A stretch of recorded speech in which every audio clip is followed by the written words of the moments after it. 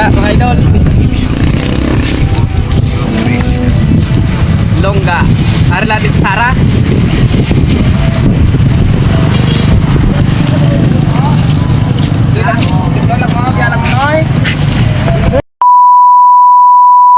Kang magtitipid sa pagkain.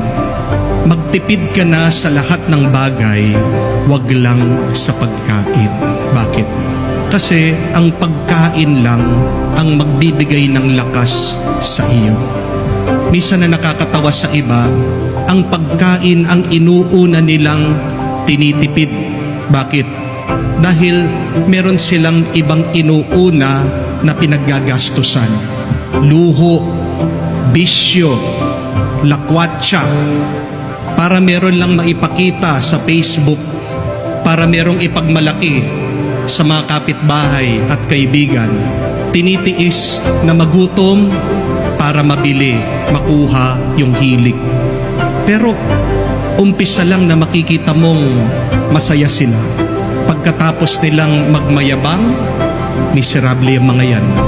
Mas masaya ang mga taong busog kahit na walang pera.